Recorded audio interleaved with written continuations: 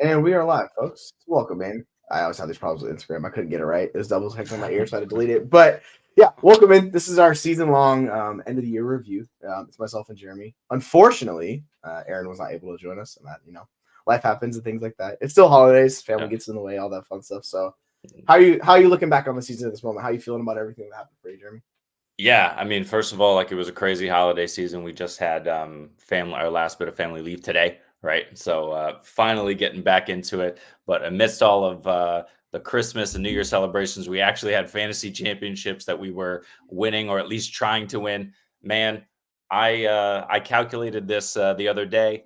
I was in 27 leagues. I made 14 semifinals, so great.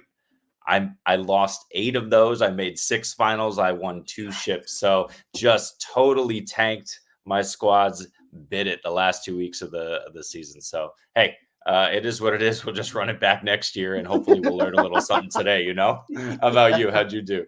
I'm good. Hey, Faith, how you doing? Hey, I'm doing good. It was an eventful end of year for my season. I have 13 dynasty teams in total. 10 of them made the semifinals, so I was like, yep, cool. We had a couple rebids, but I was basically on, and only 5 made the finals. So I was like, oh no. I ended up going 4-1, so it kind of like course corrected nice, itself. But nice. overall, it's a fun year. There's just like all sorts of shenanigans. Like thinking back of like all the individual weeks and all the players and everything that happened. And it's definitely a unique year. Like I don't remember anything being this just so extreme where it's just like injuries galore, all these players coming out of nowhere. It's really, particularly if you have like a process and you're like, hey, guess what? Like follow this process. It's like, all right, well let's shoehorn Tank Dell, let's shoehorn Puka Nakua, let's shoehorn Kyra, and like all these. So it's very like a unique year. So I think we're kind of have to treat it with a grain of salt. But overall, made money, was happy with it, and I enjoyed my time. So that's what this is all about, realistically. Yeah, man. If you're not enjoying your time, right? Like, what are we doing here, right? So yeah, I very Very much true. enjoyed Very it. true. Yeah, I'm curious your thought process on kind of we can hit on those guys. What are you doing with those like the guys that came out of nowhere and hit since we're in kind of dynasty mode? How do you feel about all of that?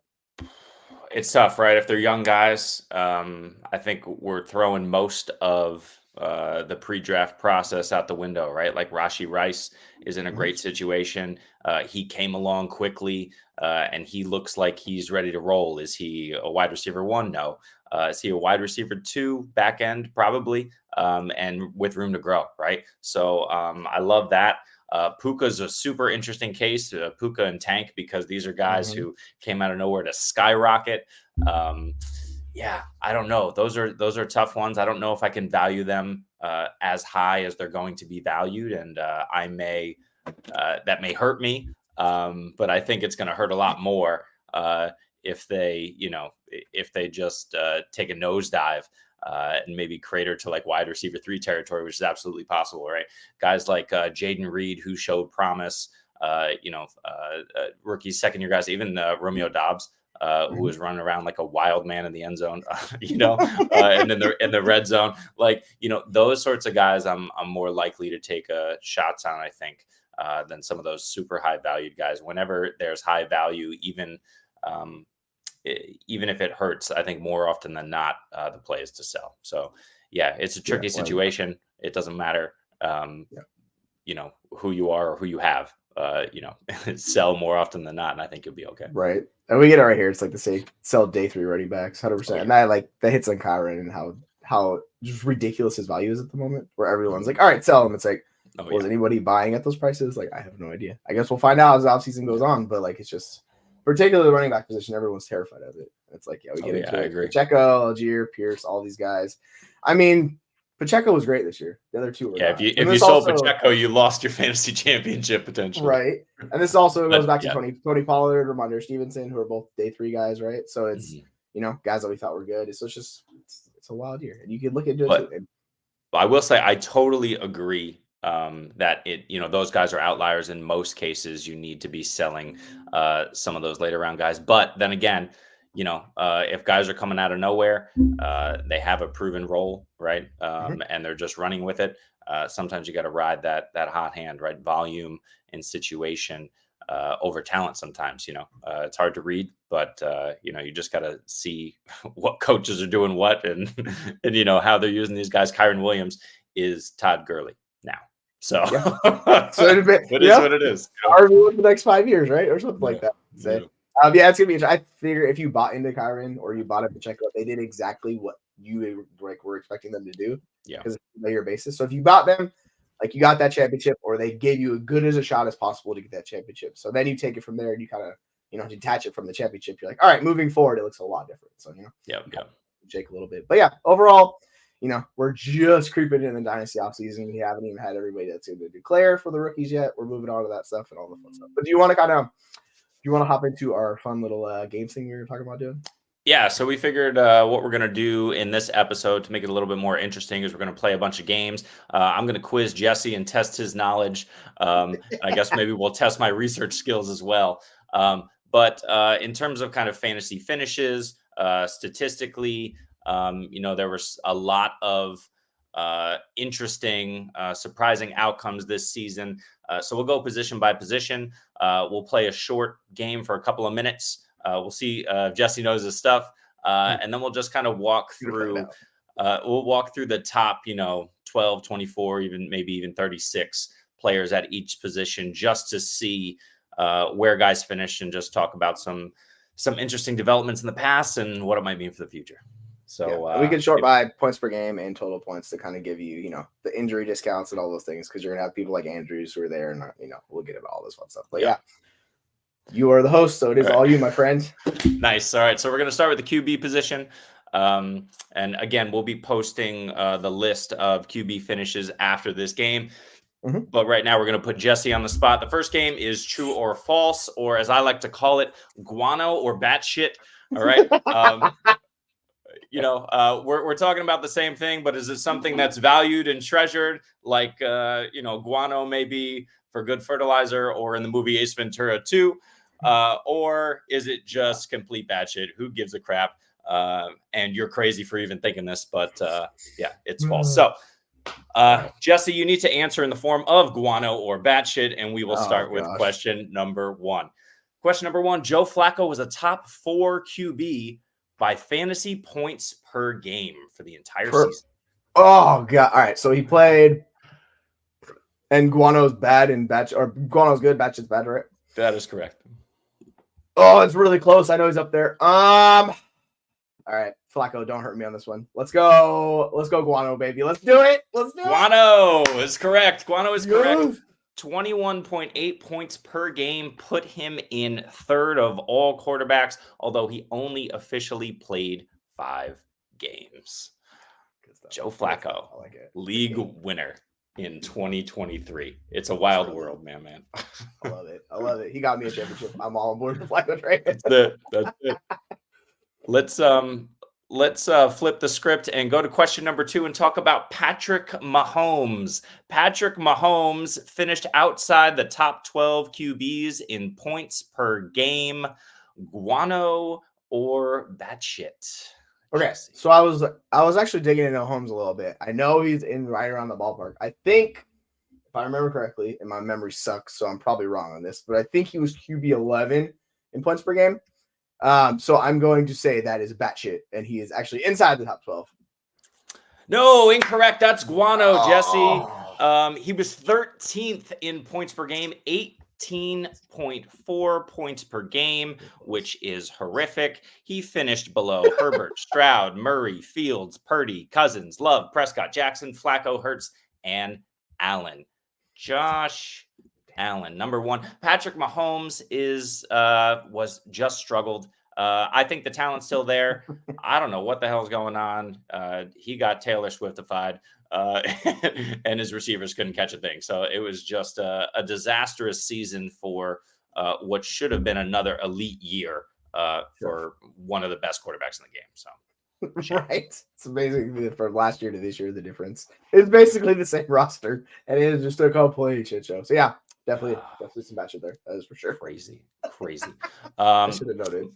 Question number 3, flipping the script again. Tyson Bagent. Do we remember who Tyson Bagent is?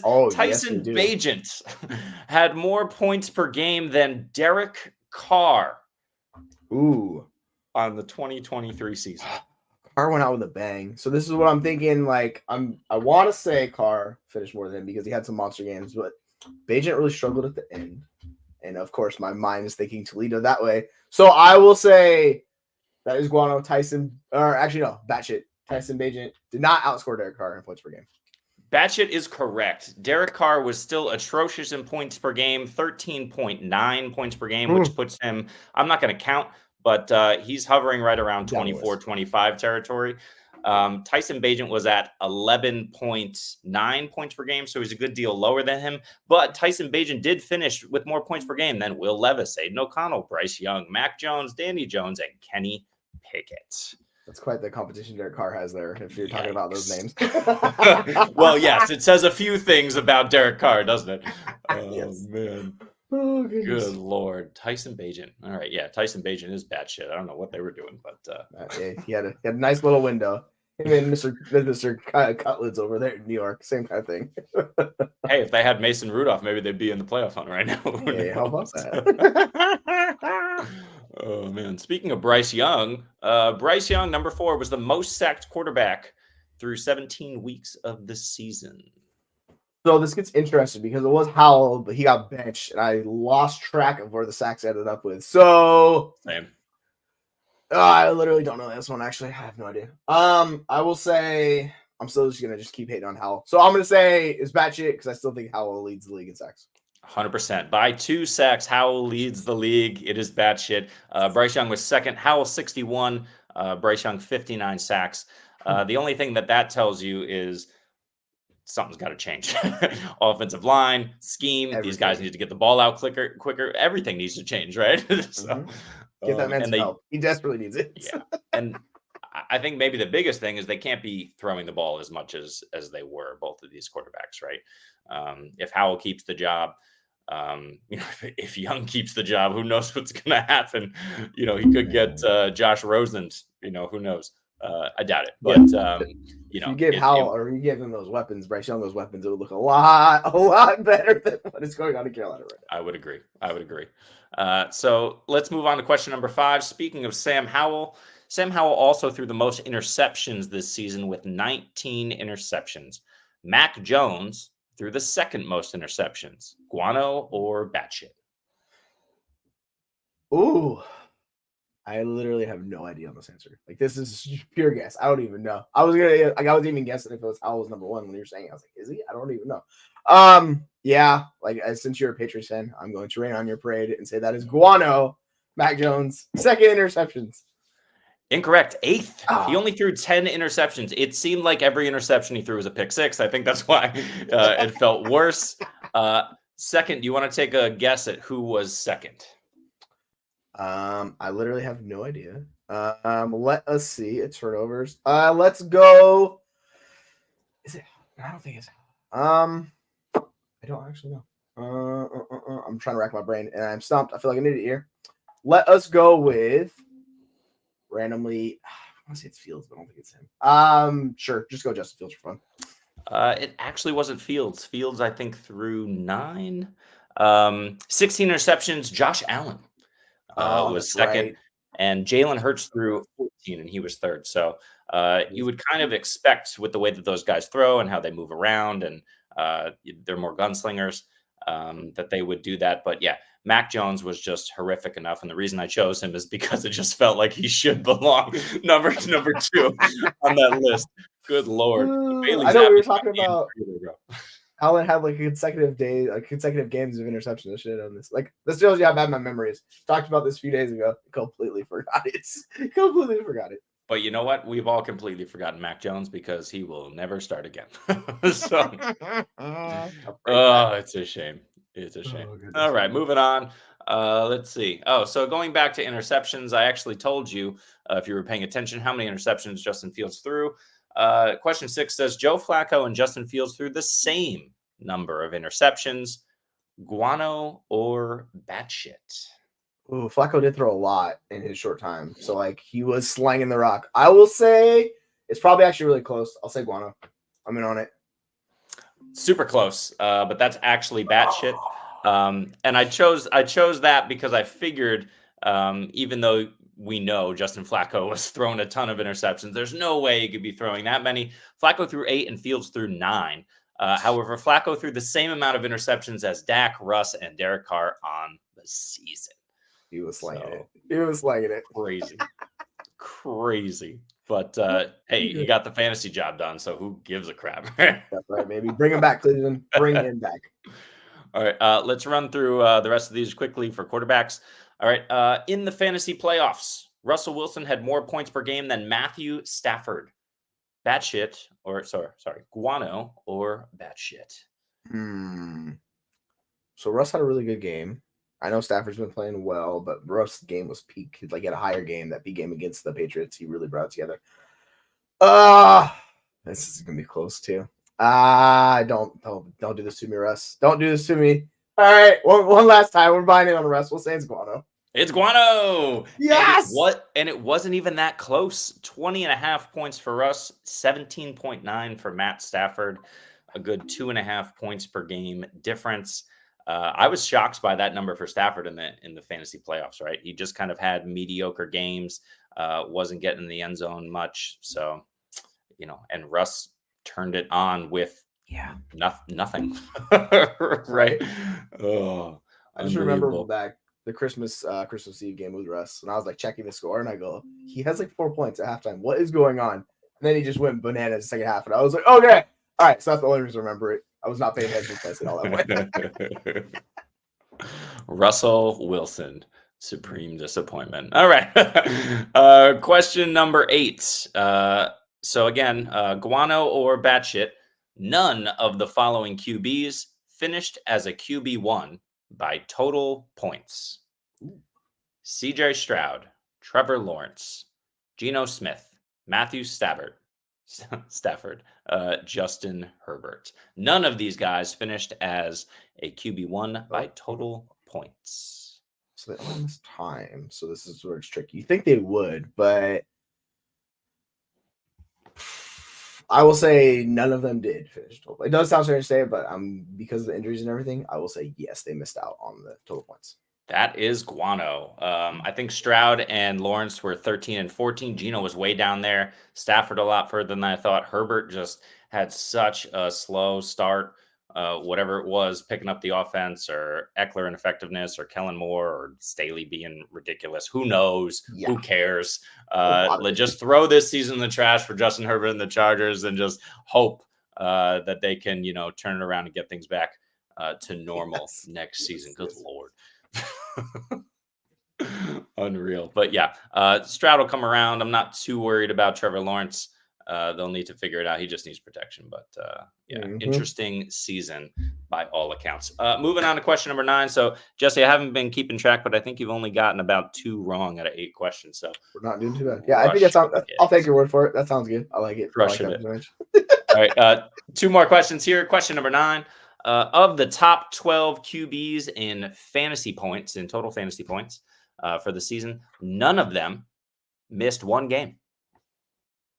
So you said the top 9? Top 12.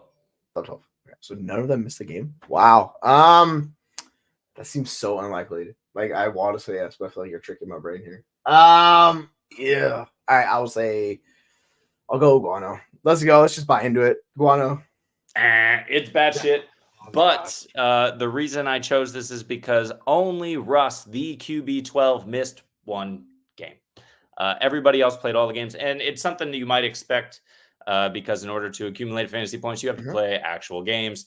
But there was just the quarterback position was just ravaged by injuries. It was ridiculous.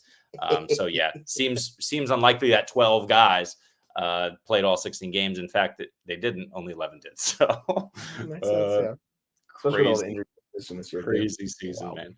All right. And speaking of crazy season, the final question, I got to end on my Patrick Mahomes. Once again, Patrick Mahomes finishes the QB7 in total fantasy points.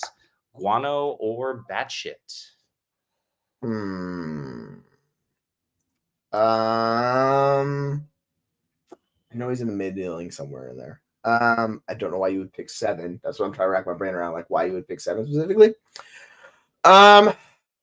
Sure. If we'll go down with the ship of the Patrick Mahomes ship to take it 7. I don't know. It doesn't sound likely, but you know what? We're gonna go with it. We will say that is guano. It's guano. Yes, guano. Mahomes, baby. Mahomes finishes the QB7, just 12.5 fantasy points behind QB6 Brock Purdy and 17.5 points behind QB5 Jordan Love This is like because the Zeke Elliott, 2023. like the Zeke Elliott year where he was like RB7, but points per game he was like RB17. It's like that same thing.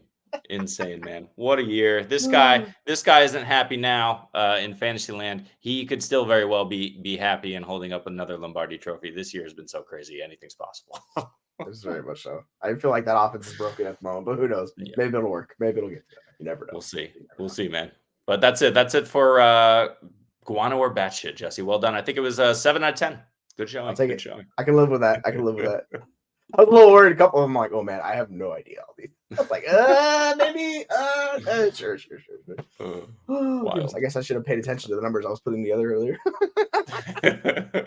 That's a tough one. What do we got in terms of? Do we have the total the finishes list? Yeah. So the graphics did not want to work, so I'm just pulling straight from the Google Sheets, but I can pull them up here. Let me extend these out a little bit. Full screen layout. All right. So we have the total finishes for each position right here. We'll start out with quarterback. These are the names we talked about. We have 6 guys. So 6 guys are 300 points on the year. You have Allen, Hurts, Lamar, Dak, Love, and Purdy, all over the 300-point threshold. This is standard scoring, so for quarterback league. So if you're curious, it's 4-point pass touchdown, all that fun stuff, right? But then you kind of get into that next tier, guys, where it's Mahomes, you talked about, Goff, Mayfield, Tua, Howell, and it's like it's all kind of clumped together. It doesn't really drop off until you get to about Herbert at the 240, and then it really starts tailing down.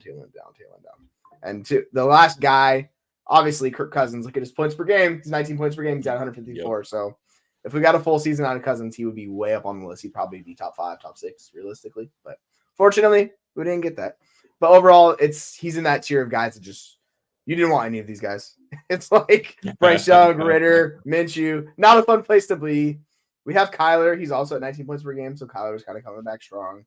And then it's just it gets ugly. Outside of Flacco, who's the king, Joe Flacco, you got Pickett at sub 10 points per game, which is that's spectacularly bad what Pickett did there. Like, I don't even know how that's even possible. He's with Ryan Tannehill, and it just continues on. We get Anthony Richardson, who, gave us like 2 games this year. But overall, it really just trails off. Is there anyone in particular that stands out to you, or anyone of these top, 36 quarterbacks that you're like, wow, that's pretty impressive, or that is way worse than I thought his season was going to be? Well, let's start on the bottom of this list since you have it scrolled down. Okay. Mac Jones. Good Lord. I mean, listen, we were supposed to have a completely different situation with Bill O'Brien coming in, worked with him at Alabama, obviously familiar and had success with the Patriots in the past.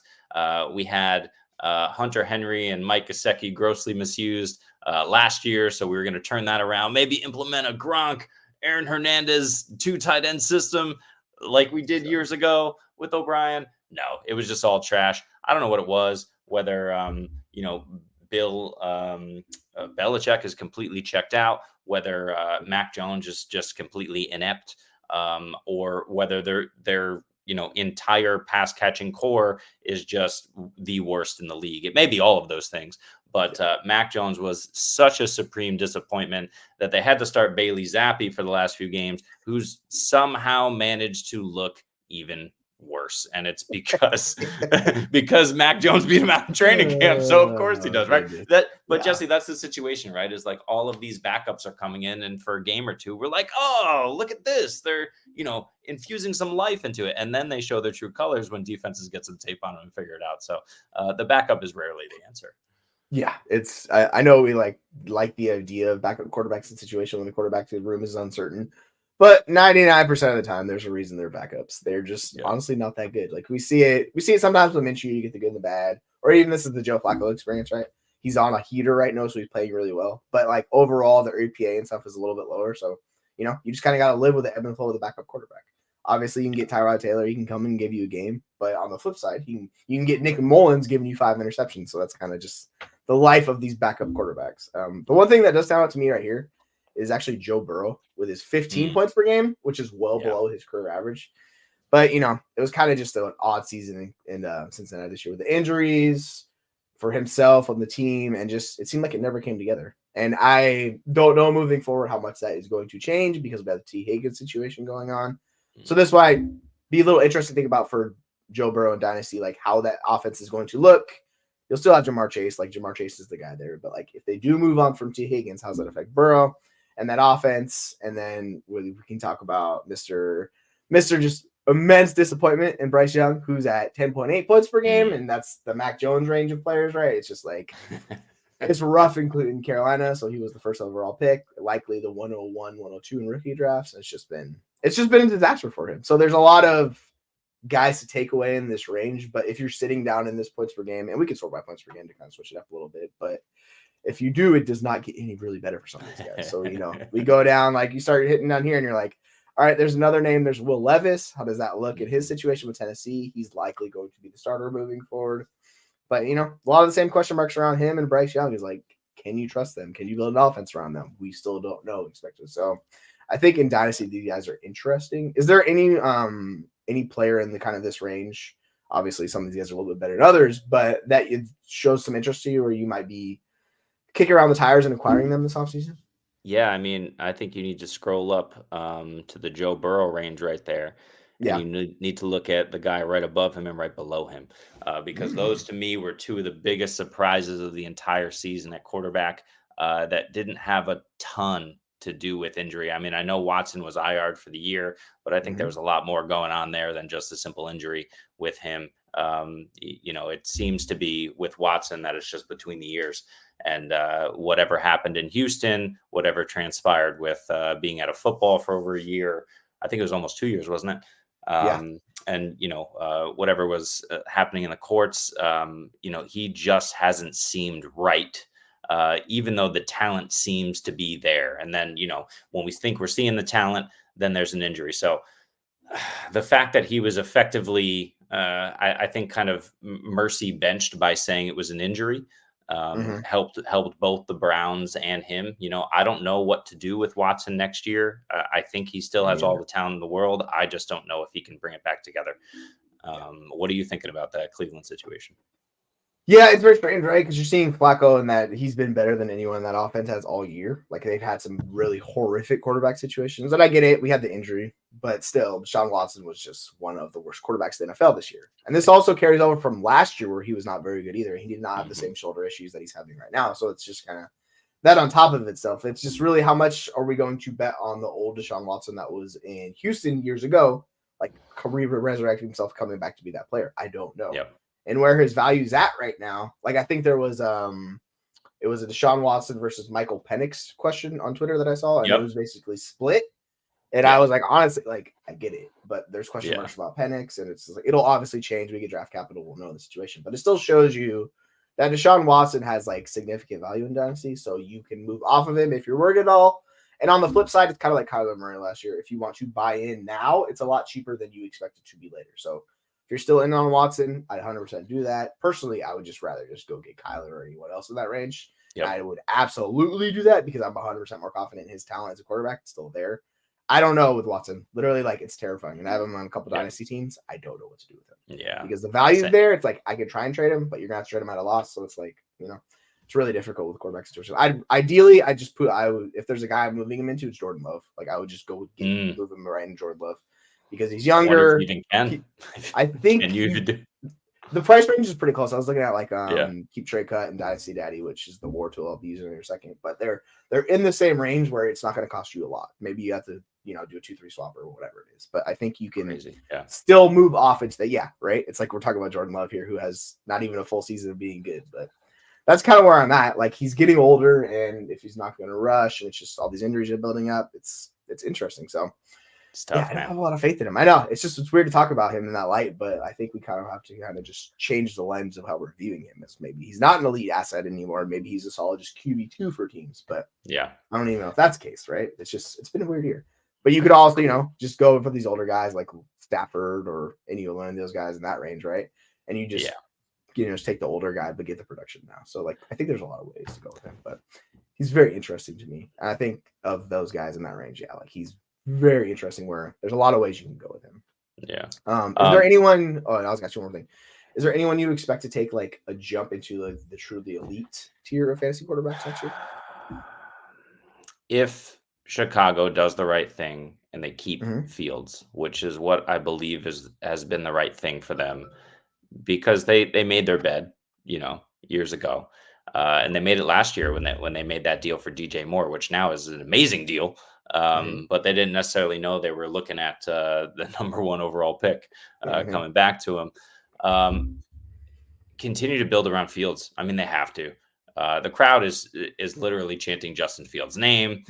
He's winning ball games. I think they're technically, or maybe it was up until last week, they were technically still alive in the playoff hunt, Mhm. which is ridiculous. They Yeah. have no business doing that. And a couple of those games, Justin Fields just put the entire team on his back.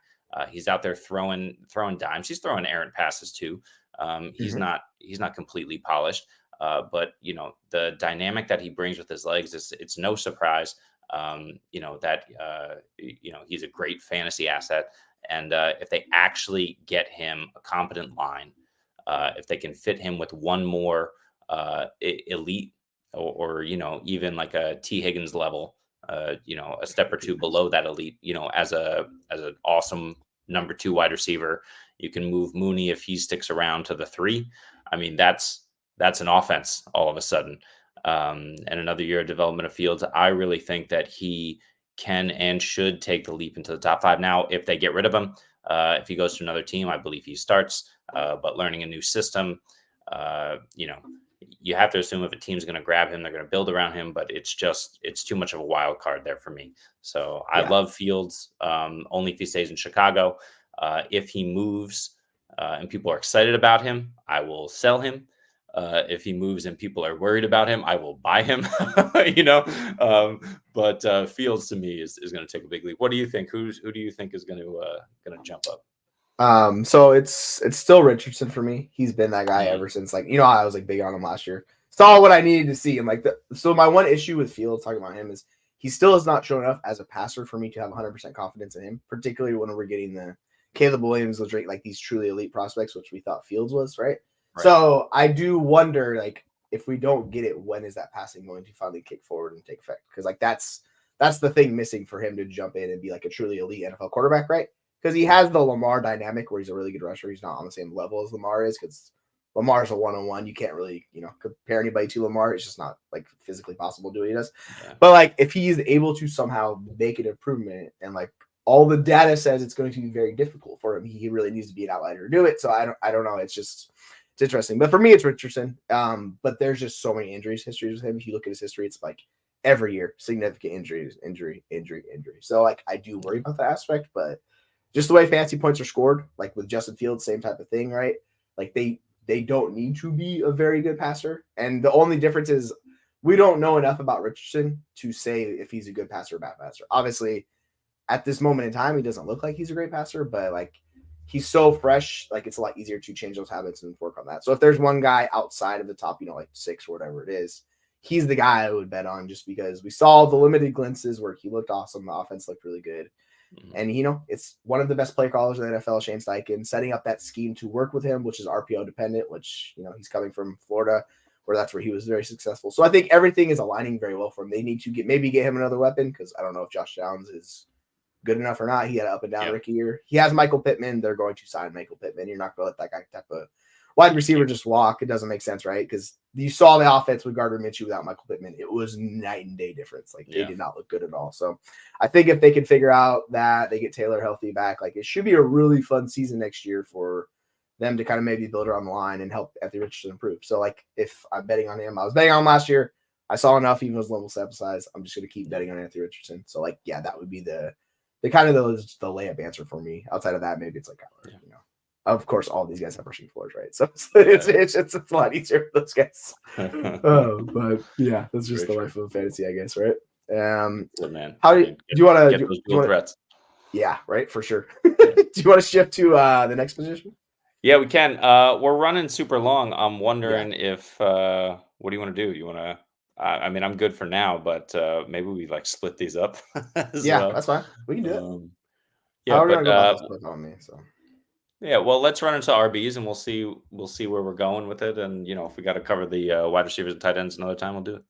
that's how we do it. All right, cool. One second, let me extend this out. So At least people can see it this time. So let me pull this up again. Sorry, we're a little behind. All right, there it is. All right, so we have. No, wait, no, you can't. Cut What? it. Oh no! Hi. No, don't Okay. look. Stop it. Don't look. Okay. All right. Sorry. I forgot we were doing the questions. My bad. You're good. You're good.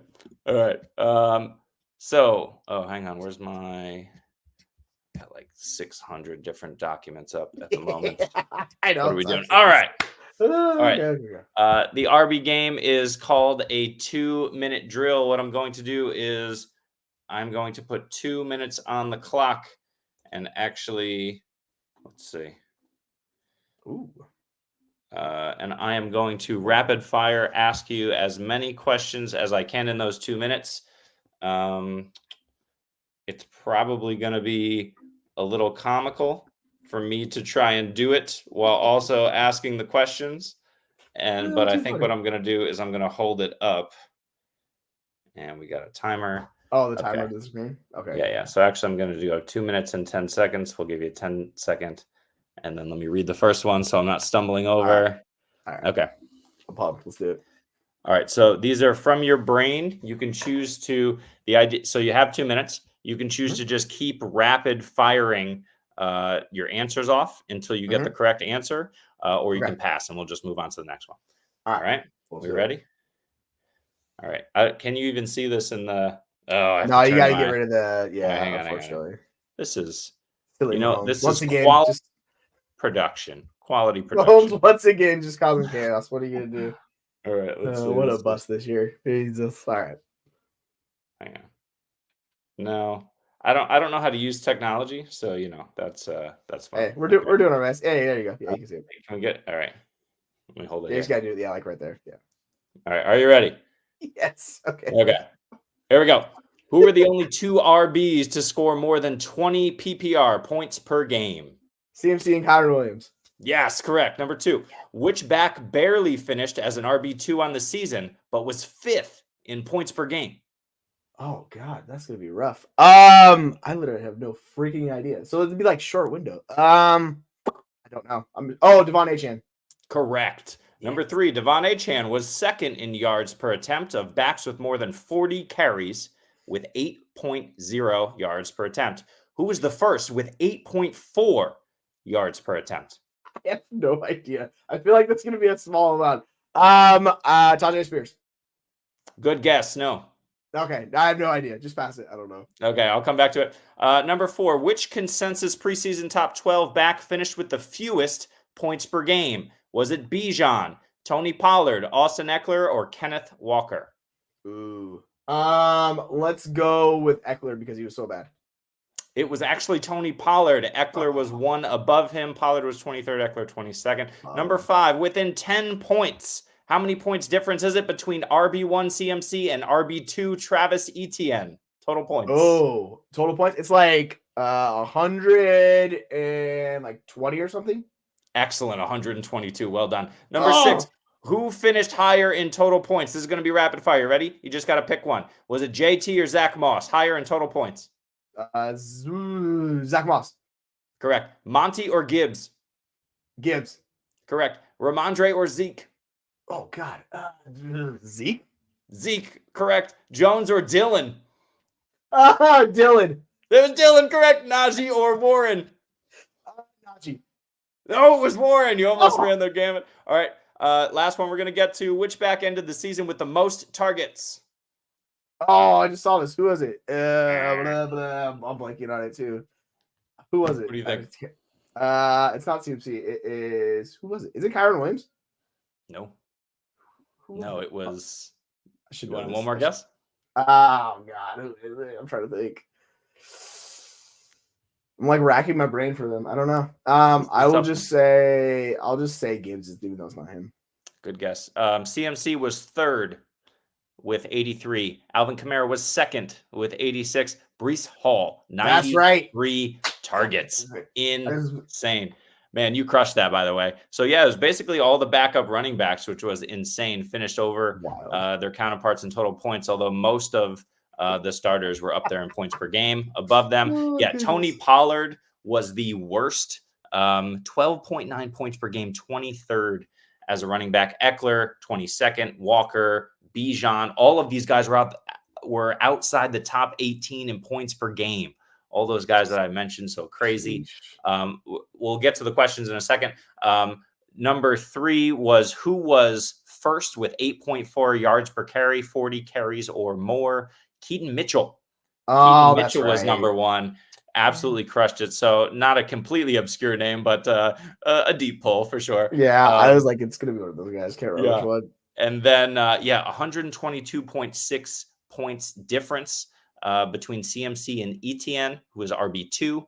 That's the same difference between Travis Etienne, number 2, and number 33, Ramondre Stevenson. So just insane Christian McCaffrey league winning value once again. Yeah, this is a good guess by Brandon. He had Rashad down there too, who was also a very good target machine. Yep, very good call. I was like, he's the one I just completely was like, I'm not into Rashad this year, and I regretted that decision very much. So I was like, oh gosh, it's killing me. Volumed his way to everything. Ridiculous. Right, exactly.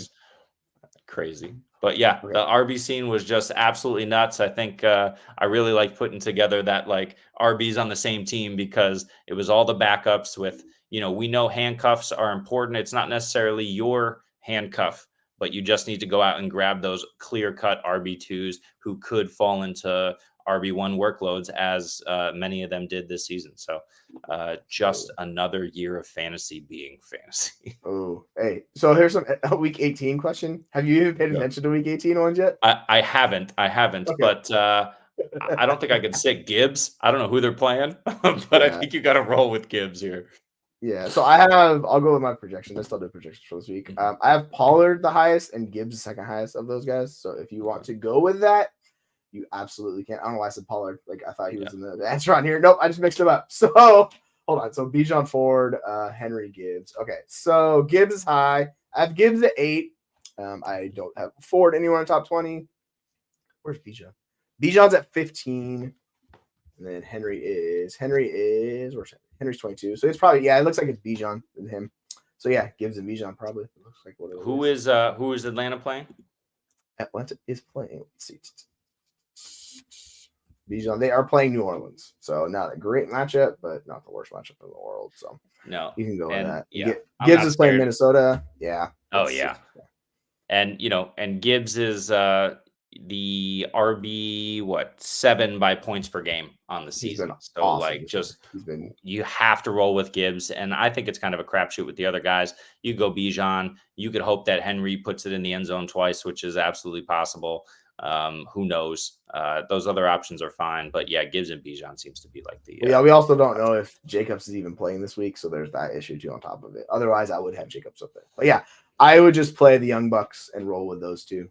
They seem safer. Like we saw Henry's floor like last week. It's crap. Sometimes it burns you out. So for me personally, I'm going with the rookies. Just go with those two guys. If you want the third option, it's Henry, and then you could do Jacobs if he plays. Ford's probably the last option. I think Ford got a little lucky last week, so I would not buy into that personally. Well, let's talk about Ford for a second, though, because didn't he have an insane amount of targets? Yeah, he actually did pretty good on the year. Like that matchup set up really well for him. And I'm trying to look at this last week's stats for him. Oh, it wasn't targets, but he found the end zone twice through the air, 2 of 3 for 57 yards and 2 through the air. So I agree. That's a little bit more luck than volume there. He had 2 house calls. I was like, oh yes, this is going well. Because that Thursday night football game, I was like started him and Flacco, and I was just like, this is king shit. I was like, oh my god, this is so lucky, but I will take it. Yeah. So that shows you right there how much luck was involved in fantasy this year, where I was relying on Jerome Ford as one of my RB2s, and then Mr. Joe Flacco as my QB2. It's like, dude, I lost the semifinal matchup to by 1 point where I started. So this was a couple weeks ago. I had Flacco and Njoku and Brees, and they all went off. And I still lost. That was like the story of like my fantasy playoffs is like guys going nuclear on my team, and just either I lost or I was in the third place game. I won a crap ton of third place games, which is always bittersweet. It's ridiculous. You're like, it's a joyous experience. Let me tell you what. What do I even have Ridley? I'm trying to pull these. We got one more. I would say probably don't play Calvin Ridley. I don't. So I'm actually really worried about Diggs. Like, dude, his role is just Tennessee, and They're playing Miami. Yeah. So yeah, what's up with Howard? Is he done, or is he just because he was carted off in the game, right? So I don't know what his status is. Like you said, haven't been totally paying attention. What's going on? But check on the status of Xavier Howard. Xavier Howard, Xavier. Yeah, I think it's Xavier. Yeah, you got it. Anyway, if Howard, if X is playing, I'd be concerned. About Diggs even more than I already am. I agree with you, and Ridley has the nice matchup. I just can't. Oh, there it is. Dalvin Cook signs with the Ravens. Shocking. He's taking the Melvin Gordon role and playing third downs. So, like, the weird thing is he's going to be the least efficient running back they have on that roster. They have efficient running backs. Dalvin Cook is not that. So they're going to be super disappointed with him. But, like, he'll be good in the passing game. So, like, I was making a comment. I was like, why would the Ravens even sign him? They're like, because look at his running back room. I'm like, yeah, he'd fit right in with those guys. It's not very good. Yeah. It's just, unfortunately, is what it is. So I'm with Jeremy. I'm going with Henry, and I'm going with Ridley this week. I'm just not going to be experience, unfortunately. They need to figure that out. He'll probably get like 15 targets this week because it's just because it's going to be national TV. They're like, all right, let's feature Diggs. They gave him like a touch inside the 5-yard line last week, which is really weird. They don't really do that. You saying Diggs or Ridley? Yeah. Oh, I'm playing Ridley over Diggs. Like, I'm just not doing it. It's been a disastrous like half a year with Diggs. So personally, what's crazy about Ridley, and I've been talking about all year long, is he's getting the targets, right? In his last 5 games, he hasn't received less than 8 targets. It's so weird. That volume is great, but he also only finished as the wide receiver 7 once, and then his next highest finish was wide receiver 41. And he's getting 8 targets a game. So like, what is happening? Allen struggles. It's so it's weird. Like he's still scoring fantasy points. Oh yeah, by the way, I'm playing Jacobs if he plays, so pay attention. If Jacobs is playing, it's a sweet matchup. I'm just going with it. Zamir White's been awesome. Like his role's been great. You put in Jacobs, it's going to be even better. So if he plays, I'm playing him, and I'll just play Ridley. So yeah, just with that. But yeah, it's been a wild year, man. It's just I don't know what to make of that Buffalo offense. Dalton Kincaid has been just a nothing since they came back after the bye. Dalton Kincaid, they're like, yeah, we don't even care about you. It's been James Cook. Crazy. It's literally the only job, and he's struggled too down the stretch. So it's just it's playoff Lenny season. Yeah, yes, sir. He's probably the best player at this point. Do you want to look at the running backs finishes and see what we're looking at? I'll pull them up. All right. So we have, I blew it up a little bit so you can see. As you can see, Christian McCaffrey is just a tier of himself. 391 points. The injury cost him a 400-point season. He was that close. He would have got it, but such is life. That's how it goes. And he's likely not to play this week, so he's not going to get there, unfortunately. But it is what it is. Then we have ETN, which is probably the most surprising RB2. Like I would not have expected Travis Etienne with his struggles in the second half to get there. But you can see it's like Brees, Raheem Mostert, who was freaking both these guys were incredible. They were awesome. The Brees situation was terrible, and he was still really, really good. So that just shows you, like, if you're going to buy a running back, buy Brees Hall. I think he had a post where he's going to be like, I'm going to be all pro. I'm going to be like the RB1. I'm going to be all these things. So I was like, yeah, I'm on board, Brees. I'm with you. Like, you're fantastic, man. Yeah.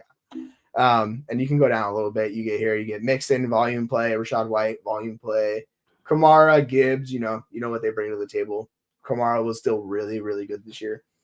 And then it kind of falls off in points per game. You get Henry. James Cook, disaster last 3 games, but he still got you 14 points per game. So that shows you where it's at. When you get the volume, sometimes you don't have to be efficient. You can still get there, right? Bijan, which if I told someone before the end of the year he was going to be RB12, people would be like, oh my gosh, that's so disappointing. Since he was going, I think, RB2 off the board in drafts this season. We get Pacheco, Pollard, Jerome Ford. Really impressive for Ford to be 200. And yeah, it's kind of just a group of guys. Like you see this from 200 to like 180. There's not much difference in a lot of these guys. Like we had Montgomery, 15 points per game. We had Devon Achane when he played. He was pushing 18. A couple guys like Chuba Hubbard, who was good. There's just a lot of names in here we did not expect, honestly. Like that's the dead giveaway, right? Like you're looking, and I feel like this is running back every year. We get into the injuries, 0 RB, and all that fun stuff. It's just sometimes it really just falls off. And there's Javonte Williams, who unfortunately we thought it was a good one, but him barely getting 10 points per game is really just a big disaster. Yeah. Ramondre, his injuries, his situation, he just became super inefficient. I don't know what happened. I'm assuming that's more situation based than anything else because he started to look good before the injury towards the end of the year.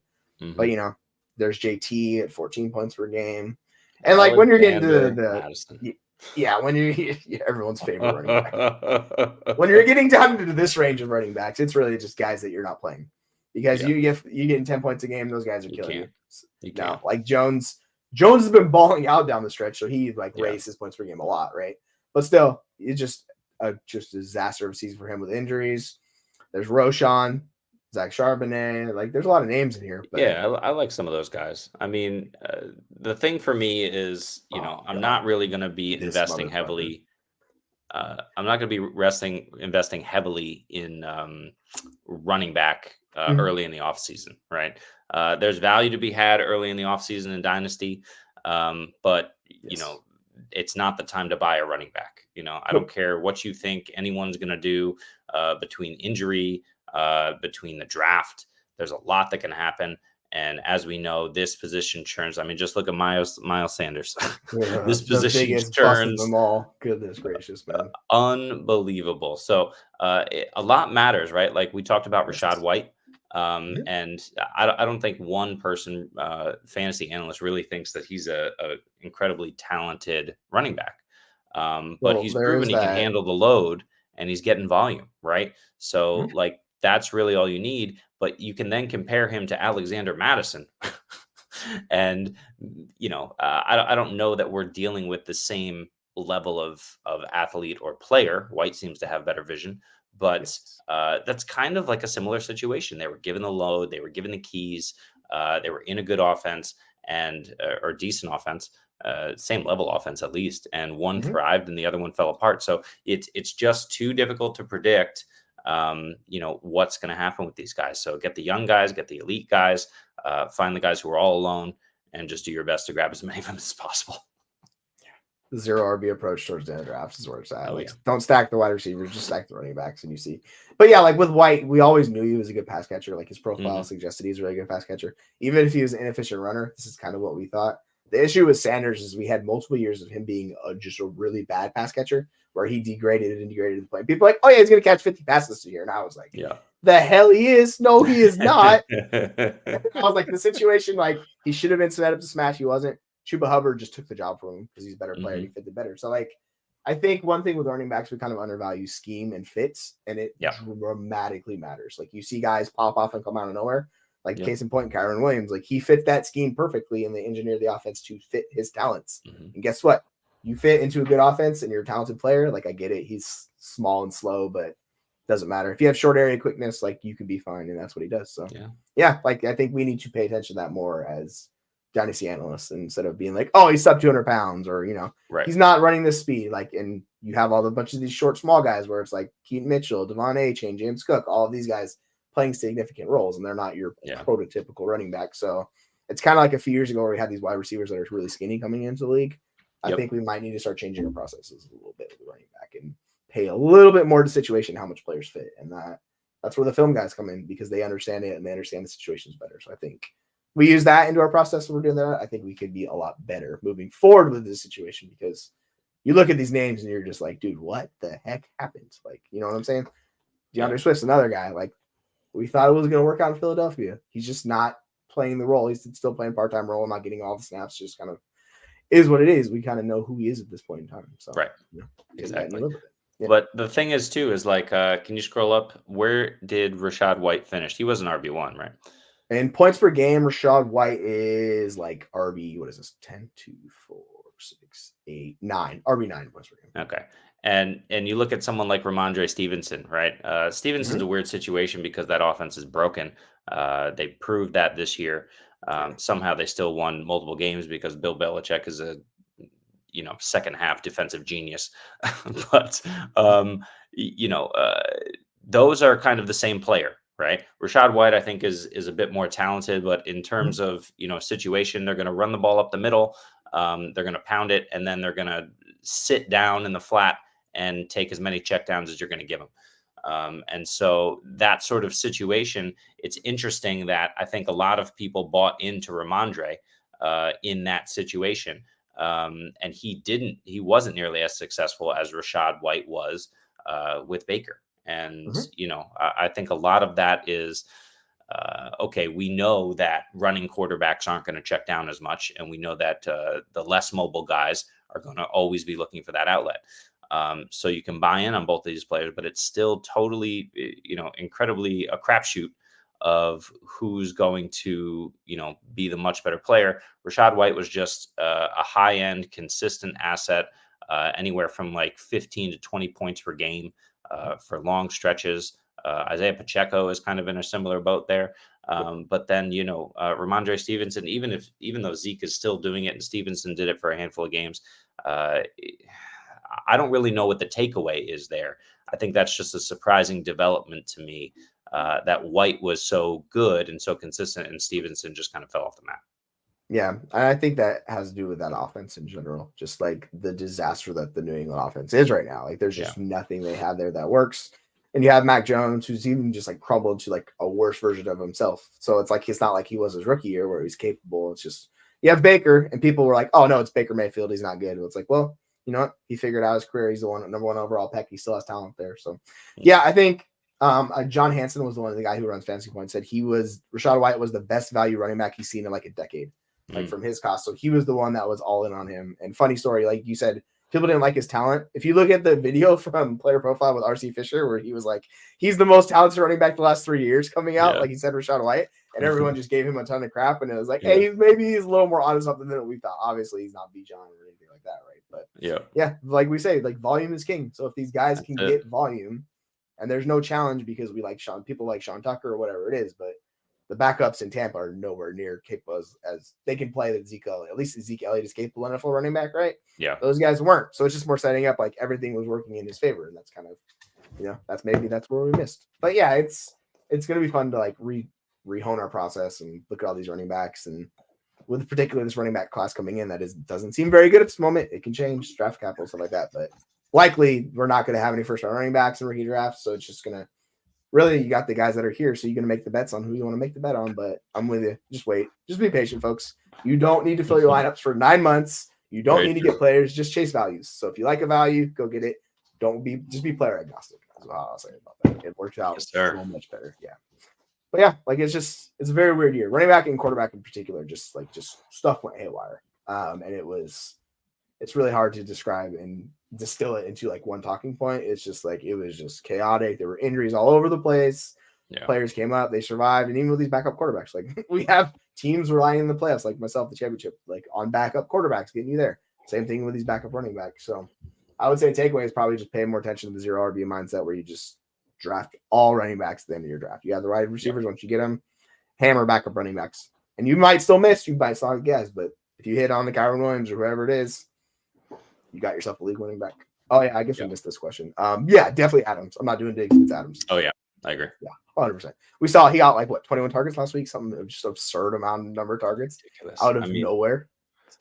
Adams killed me in the semis, but he absolutely won leagues in the finals. So if you just to the finals with him, you ride that roller coaster. Hell yeah, he's too good. I hope he gets into a better situation, because I'm going to be trying to buy him this offseason, because people are like, he's old, quarterback sucks. Hey man, if they trade him, it's like if he goes to New York and Rodgers is healthy, like I'm all aboard the Devontae Adams train. Oh yeah, I bought him on a rebuild about a month and a half ago, maybe a little bit less, for 2 second-round picks and Michael Wilson. Yeah, Michael Wilson's a nothing burger. So the cost is as low as it's going to be. So you just hope he Keenan Allen's his way to a couple more years. Right. I think, interesting enough, they said like with these veteran producers, like when they start to fall off the map, they have one blow up season, and this was the Keenan Allen season. So like, I think basically if we're chasing historical trend lines, like it might be time to actually get out of Keenan Allen now, because he had that monster season, and doubt he's gonna be able to replicate that, because everything worked out in his favor. Chargers are likely gonna draft another wide receiver or lineman and bring somebody in. Like it's just, maybe Quentin Johnson actually is good. Mike Williams, who knows what happens with those contracts? They both could technically be cuts, like him and Mike Williams. So like the Chargers situation is just, there's a lot going on there. So it's definitely gonna change. So 100%. All right. Anything else you want to like hit on before we call it a day? So much. So we don't have to like discuss these in depth, but just a few things. David Montgomery was such a value, I thought, this year. It looks like he's hovering around the RB12 for points per game, right? So that's perfect. Him and Gibbs were both RB1s. That hasn't happened since Kamara and the other guy. Mark Ingram. Yeah, Mark Ingram. Mark Yeah. Ingram. I was like, what is his name? I should know Yeah. his name. Yeah, it was Mark Ingram. So super interesting there for me. Joe Mixon finishing as the RB7, but in points per game is the RB13. Yep. That's just, Mixon gonna Mixon. That's another volume guy. Mixon, Connor, Yep. Henry to an extent, Jacobs. These are volume guys who, you need good running backs who they're good. And so they're going to be older. And so as long as they keep being fed, they're going to be those back end RB1, consistent guys in your lineup as long as they can stay healthy. So, I'm happy with investing in those types of players. But it's really like, if you want those league winning guys, just look at the top of the list. You go for young guys in great offenses, right? Mm-hmm. You got San Francisco, you got the Rams who always should have been a great offense and proved they are now, again, now that they're healthy. Kamara, not a great offense, but not terrible. You got the two Dolphins up there, right? Yeah. So, these are running backs in good offenses. You want to invest in that as much as possible. Yeah, I'd say the one guy on this list that is in really terrible offense that really got there in volume is Saquon. Like, he's the one guy that stands out. That offense was just atrocious, but Saquon, I think one game he had 41 opportunities or something, just absurd, where he's getting insane volume. So it wasn't efficient. But yeah, like 100%, like these veteran guys are going to be cheap in Dynasty. If you want to get them, particularly when rookie fever's popping off, they will be decreased values. You could probably get Connor for a late second or Mixon, especially because people think they're going to be cuts, right? Like they're like, oh yeah, they're going to move on and cut. It's like, yeah, if you want to take the risk of something very cheap, go find your veteran. It's really easy to go that route. Same thing with wide receivers, like we talked about, Keenan Allen, Mike Evans, all these guys. If you want to buy them during rookie pick season, you can absolutely do that. Just know the risk with it, like the buying. You're buying it. It's obviously there's risk. Could crumble in your face, or if they're going to play and perform, they'll likely be a top 20 player at the position minimum. So, 100%, I think it's a great way to go. All right, take off the screen real quick. So yeah, I think that's our, I guess, part one, and then we'll have to cover tight ends and wide receivers next time or whatever it is. But put in a solid effort. Got more games ready to go, and Jesse, you're crushing them so far. So we'll test you next time too. Hopefully I can do it. I know the wide receiver is going to be a little bit more tricky because it's a little bit deeper and a lot better. But yeah, I just want to say thank you guys for joining us today. Like, it was a blast. We had as much fun as we did. And yeah, we're not sure when we're going to do part 2, but we'll find the time. Maybe we get Aaron in, maybe we get SE, whoever else is involved to come and join us. So yeah. So for Jeremy and me, I just want to say thank you all for coming in, and I hope you all have a good rest of your day and enjoy your championships, and look forward to the Dynasty offseason. So take care, folks. Later.